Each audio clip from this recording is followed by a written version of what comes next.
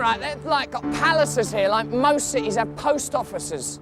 Nobility from all over Europe used to build their homes here, but I'm heading right into the nerve centre of the Hapsburg Empire, and the biggest of all, the Hofburg Palace.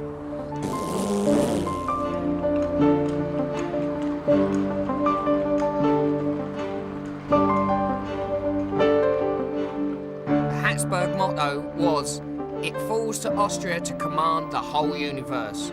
The imposing Hofburg Palace reflects the aspirations of 20 generations of emperors who ruled over 50 million subjects speaking 14 different languages from this enormous fortress. Oh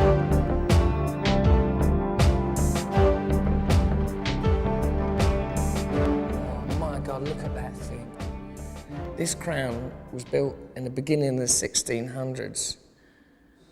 And it's just encrusted with like expensive jewels and gold. And the amazing thing about it is, it's not even like the main crown. It's not the coronation crown, that's in Nuremberg. This is like your everyday crown that you wear in the household when you're hoovering up. When the Hapsburg family fled into exile, they took most of their jewels with them and left this lot behind. I mean, there's an amethyst the size of a potato. So imagine what the collection must have been like before they split it up. And this is the prize of the Hapsburg collection. It's 2,860 carats worth of emerald. It's the biggest one in the world, and it took 2 years to cut. And when they're finished, they turned it into that, which is a salt cellar.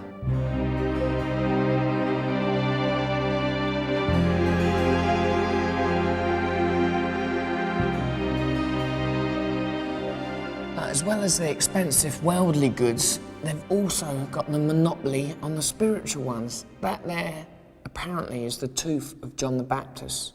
Then there's a little chipping from Christ's manger, and up there is a piece of the tablecloth from the Last Supper.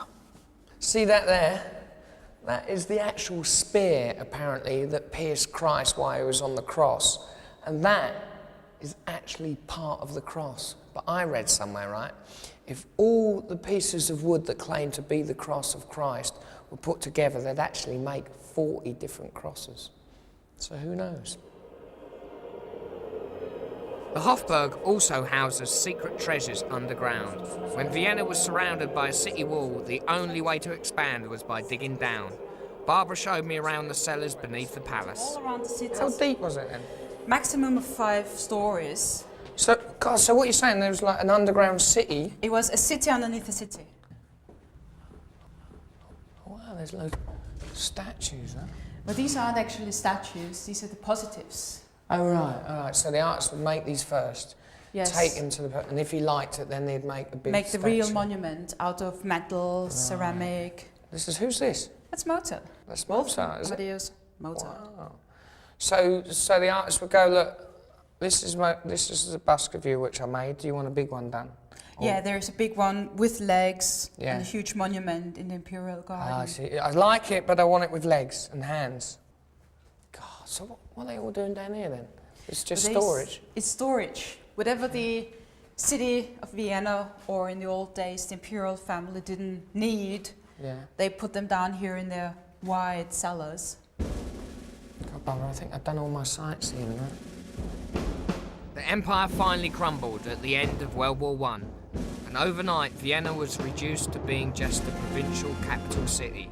The Hapsburgs' last display of power was to build the final wing of their palace, the monumental Neuerburg.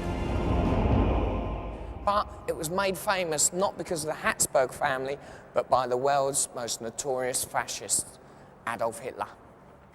Hitler was actually born in Austria, and at the age of 17, he moved to Vienna to become an artist. But he got rejected twice at the art school because his work was inadequate. But to a letter to his friend, he said, maybe it was fate, and maybe I'm reserved for some bigger purpose in my life. He swept the streets, he lived in a homeless hostel, and after 6 years of poverty and artistic failure, he gave it all up and moved to Germany to make his name there. The next time Hitler came back to Vienna was in 1938, but this time he was at the head of the German army. He came to this balcony and announced to a crowd of over 250,000 that Austria is now part of the Third Reich.